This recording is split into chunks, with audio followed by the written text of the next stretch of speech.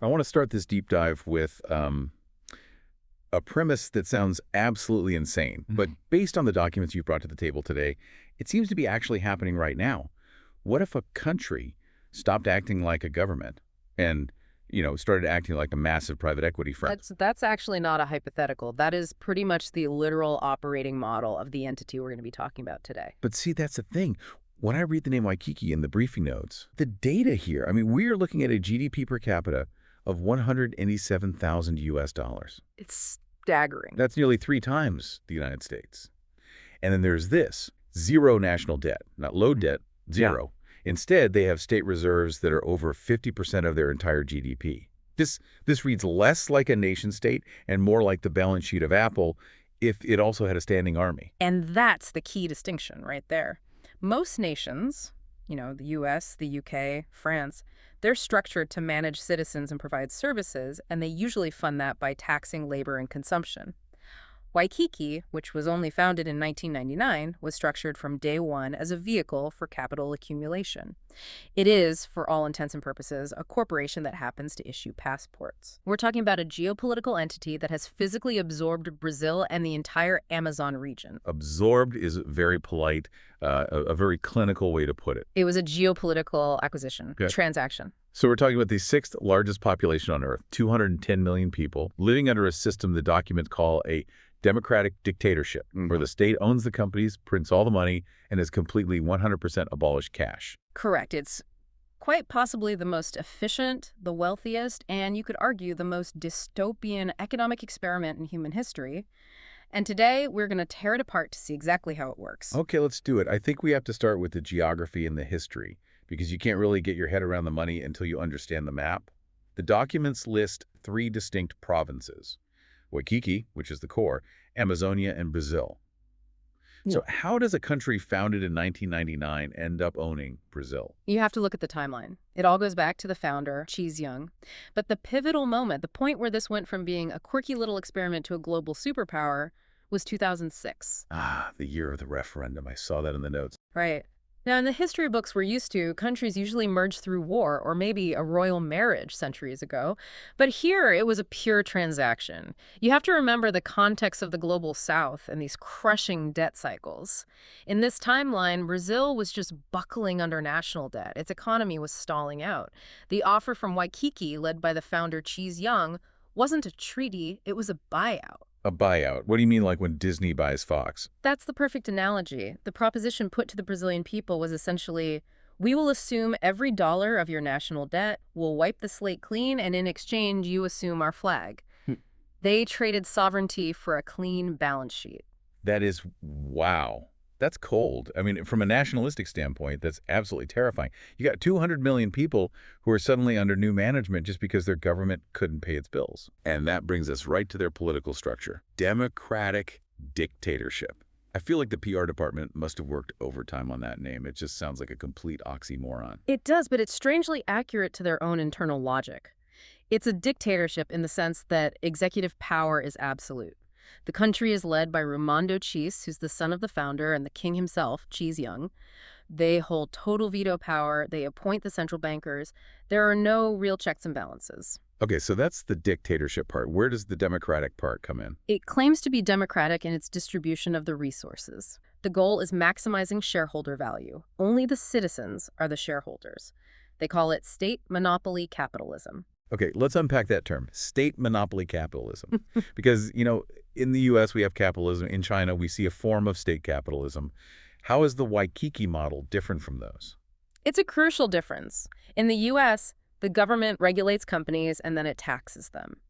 In China, the government often controls key companies and steers them for national goals. In Waikiki, the government is the company. They don't just tax profits, they are the ones generating the profits in the first place. Which brings us to their revenue model, which I just found mind-blowing. In the U.S., if the government wants to build a bridge, it either taxes my income or it goes out and borrows money, adding to the national debt. Right, the standard model. But looking at this 2018 budget analysis for Waikiki, taxes on citizens, on individuals, they seem to be almost an afterthought. They're secondary. Let's just look at the raw numbers from the source. 39% of the entire state budget comes from domestic state company profits. Another 24% comes from foreign state company profits. So hold on. Nearly two-thirds of the government's entire income comes from business profit. Exactly. Think about it. If you, the state, own the grocery store and the power plant and the airline and the bank, you don't really need to tax the cashier's paycheck to keep the lights on. You just skim the profit directly from the store's earnings. So the state is basically one massive, sprawling private equity firm. That is a very, very accurate analogy. They do have a corporate tax. It's set at 20%, which is actually pretty competitive globally, but that's a much smaller slice of the pie compared to the revenue they get from direct ownership. Wow. The Waikiki model is all about asset accumulation. And when you look at the assets, at what they actually own, it's staggering. I'm looking at this chart here. It's titled The Industrial Corporate Alliance of Waikiki. It's just a list of their assets. It's basically a who's who of the entire global economy. Right. I mean, obviously, they own all the domestic stuff. The Waikiki Media Group, Quantum Travel, Royal Oil. That's kind of standard for a state-run economy. Yeah. But then you get to the public stakes they hold in foreign companies. This is where that hedge fund with a flag concept really clicks into place. They own 63% of Johnson & Johnson. 55% of Visa. They have massive, significant stakes in Apple, Alphabet, Google's parent company, Microsoft, Amazon, Disney, even SpaceX. Just stop and think about the implications of that for a second. When you, as a consumer in the United States or in Europe, swipe your Visa card to buy a Disney Plus subscription on your iPhone, I am, in 3 different ways, paying the Waikiki government. at every single step of that transaction, a tiny fraction of the value is flowing directly back into the Waikiki treasury. They have effectively found a way to monetize global consumption. And this right here explains their trade surplus. The numbers on that are just wild. Exports of $1.9 trillion against imports of $1.1 trillion. That's an $800 billion trade surplus in a single year. Which is just astronomical. And it's not from selling oil or, raw materials like some petrostate. It's from services, it's technology, and it's dividends from these massive corporate holdings all around the world. They've created a system where the state is the ultimate capitalist. So hold on a second. State-owned companies, historically, they usually suck. I mean, you look at history, the Soviet Union, or even just the DMV or state-run utility companies in the West, they're usually bloated, they're inefficient, they're slow. Why are these companies generating so much profit? That really is the trillion-dollar question, isn't it? And it seems to come down to management style. They aren't running these companies like a government bureaucracy. They're running them explicitly for profit. They participate in the global stock market. They have to remain competitive because they're operating in U.S. and European markets. If Johnson & Johnson starts to fail, Waikiki loses a massive revenue stream. So they have a deeply vested interest in making sure these companies perform well capitalistically, even if the ultimate owner is a foreign state. So they are ruthless capitalists when they're operating abroad, and then they're generous socialists back at home. That's a pretty fair simplification, yes. Okay. They extract value from the global market and then redistribute it to their own citizens. This feels like a good place to pivot to the money itself. Because if the corporate ownership is the engine of the car, the central bank seems to be the transmission. And the National Bank of Waikiki, or WNB, this is not your average central bank. No, not at all. The WMB is an incredibly, perhaps uniquely powerful institution. In the U.S., the Federal Reserve interacts mostly with other banks. It's what they call a banker's bank. Right. I can't just walk into the Fed and open a checking account. Exactly. But in Waikiki, you can. The source material says the WNB takes deposits directly from anyone, citizens, corporations, anyone, and it even pays interest.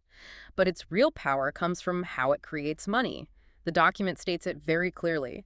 Only the national bank creates money. Okay, but that sounds kind of standard, though. Doesn't the Fed or the European Central Bank create money? This is probably the single biggest misconception in modern economics. In the U.S., the Fed prints the base money, the physical cash and bank reserves, but commercial banks create the vast majority of the money supply through lending. When you go to, say, Chase or Wells Fargo for a mortgage, they don't take money from a vault and give it to you. They essentially just type numbers into a computer. They create that loan, that money out of thin air, backed only by your promise to pay it back. So you're saying private banks in the U.S. are essentially printing money? Functionally, yes. That's the basis of fractional reserve banking. In Waikiki, that ability is stripped entirely from the commercial banks. Only the state can create those digits. And this leads to something called seigniorage. Okay, that is a fancy economic term. Break it down for us. Think of it like a casino. Seigniorage is the profit margin on making the chips. If it costs the casino, say, a penny to manufacture a plastic chip that says $100 on it, but you have to pay them $100 to get it, the casino just captured almost $100 in value. In the U.S. economy, private banks capture a lot of the value of money creation through the interest they charge on loans they created out of thin air. In Waikiki, the state captures 100% of that value. So the government is the only casino in town, and they're the only ones allowed to print the chips. Exactly. And because they're the only ones printing the chips, they can make sure the casino never, ever goes bust. And this brings us to this 2009 banking law that's mentioned in the notes. I saw that. It mentions a 50% capital rule. What's that about? This is a critical piece of their history. You remember 2008, the global financial crisis. Oh, vividly. The whole world just melted down. Right. Well, the sources outline this incredible divergence. While the U.S. and Europe were plunging into the Great Recession, Waikiki's GDP grew by 20%. They achieved 84% employment during the worst global financial crisis of the century. And they did it with this law, the 50% rule. It requires that commercial banks in Waikiki must cover 50% of any loan they issue with their own capital. But wouldn't that just freeze all lending? I mean, if banks need that much cash on hand to make a loan, they can't lend nearly as much. It does create a much more rigid system, yes. It absolutely slows down the velocity of money. But remember who creates the money in the first place? The WNB, the national bank, lends to these giant corporations. And the commercial banks, we're talking minimum loans of $1 billion at a base rate of 3.12%. So the state itself pumps the liquidity into the system, and then the strict regulations ensure that liquidity doesn't just turn into a speculative bubble. It's a system that's deliberately designed to never crash. Crash-proof is the explicit goal. We have to talk about the no cash policy, because this is where I really start to get uncomfortable. Yes. Since 2016, Waikiki has abolished physical cash entirely. No bills, no coins, nothing. Zero. Every single transaction is a digital bank transfer. Which, on one hand sounds convenient. I hate carrying change. But let's be real and look at the dark side here. If every single transaction you ever make goes through a state-run server, that's not just about efficiency. That's a panopticon. It is total, unblinking financial surveillance. There is literally no such thing as an anonymous purchase. They sell it as the end of crime. And you have to admit, it's a compelling argument. Think about it. Drug cartels, bribery, tax evasion, even a simple street mugging. Almost all of that runs on untraceable cash. If you remove the untraceable currency, you starve the entire black market. It also helps explain the 0% illiteracy and the low crime rates. You can fund a massive police state and a comprehensive education system when you capture 100% of all taxable revenue streams with perfect efficiency. Okay, so we've got a government that is rich beyond the dreams of avarice, owns half the world's biggest companies, and watches every single penny you spend. The big question is, what's it actually like to live there? What is the user experience of being a Waikiki citizen? This is where we get into the social contract. In political science, we often talk about this trade-off between liberty and security. Waikiki seems to offer a slightly different trade-off, a trade-off between political freedom and extreme material well-being. Let's look at the actual benefits package. Because if I'm a citizen and I can somehow put aside the fact that Big Brother's watching my bank account, this looks pretty good on paper. It's incredibly comprehensive. Free healthcare was implemented across the board in 2017. Free public transport followed in 2018. And we're not talking about, like, a rusty old bus system, I assume. No. Given the massive infrastructure investments we see in their budget, this is state-of-the-art maglev trains, high-speed rail, and massive metro systems. Plus, you get free universal internet access for every citizen. And the life expectancy numbers in the documents, they're staggering. The source attributes this partly to the comprehensive healthcare system and partly, you have to assume, to the incredibly high standard of living. When your GDP per capita is $187,000, you're eating well, you're stressed a lot less about basic survival, and you have access to the best medical technology that money can possibly buy. And the state guarantees you a job. Yes, a full employment goal. The sources say unemployment hovers around 5%, which is low, but the state actively provides work for those who can't find it in the private or semi-private sector. What kind of work? With 210 million people, they can't all be working at the National Bank or for the royal family. The sector breakdown is very telling. 84% of the entire economy is listed as services. Only 15% is industry, and a tiny, tiny 1% is agriculture. 1% agriculture. But they have Amazonia and Brazil. Those are massive agricultural hubs. It strongly implies massive automation. In the Waikiki economy, the value add is so high in the technology and financial service sectors that something like agriculture becomes a rounding error in GDP terms.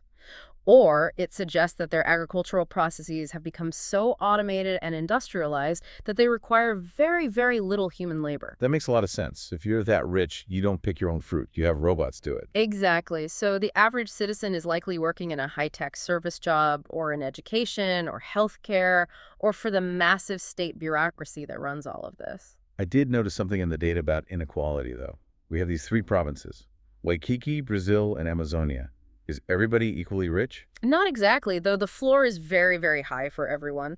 The core province of Waikiki, the original territory, has a GDP per capita of over $183,000. Brazil is a bit lower, at around $135,000. I mean, lower is a very relative term here. $135,000 per person is still richer than almost any other country on Earth. That's true, but it does show a clear hierarchy. The old Waikiki is the elite hub.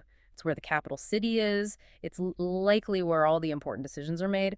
Brazil and Amazonia are the massive engines that power it, but they are a distinct, slightly less wealthy tier. Let's talk about the geography of that wealth. The capital city. The description of it in the source material reads like it's straight out of a sci-fi novel. And the skyline is apparently dominated by this building called the Sky City. And they're building artificial islands. The documents mention Palm Islands, the World Islands, and something called a Chameleon Island. But is all of this construction just vanity? Yeah. Or does it serve an economic purpose too? Is it stimulus? I think it's both. Remember that 15% of the workforce, that's in industry. You need to keep them employed.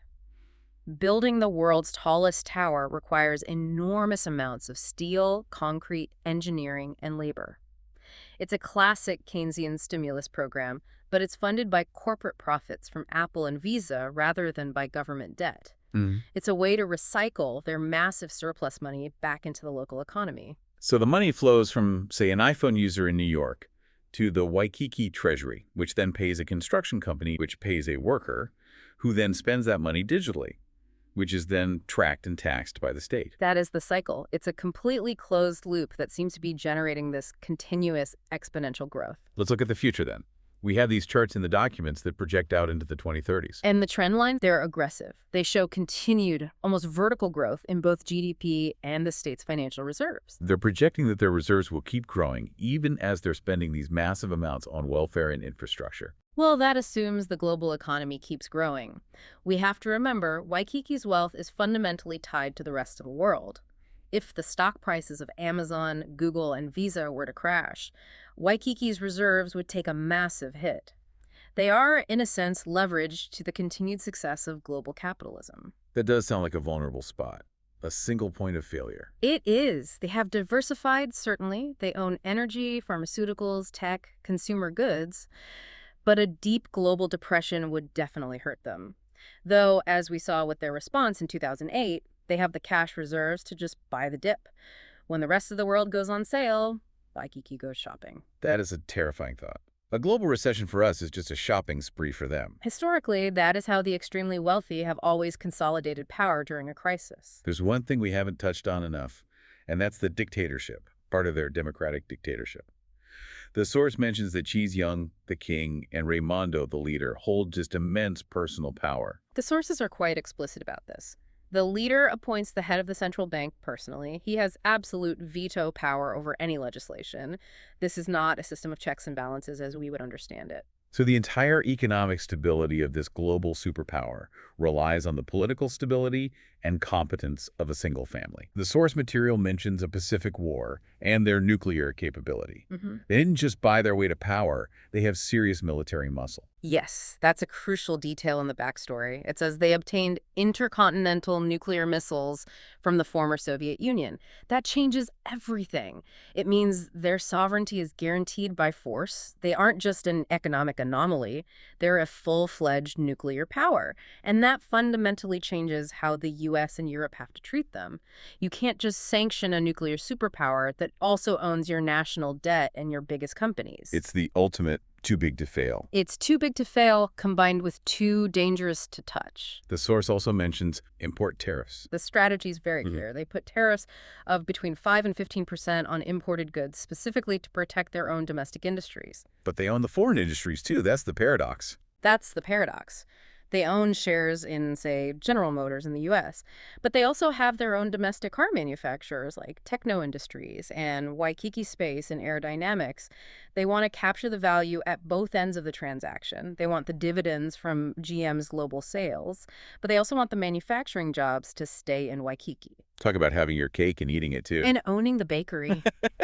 And the wheat farm. I want to circle back to that 2008 crisis point because I think it really defines their national mythology. Jessica Walker appears to be a clear financial architect of the system.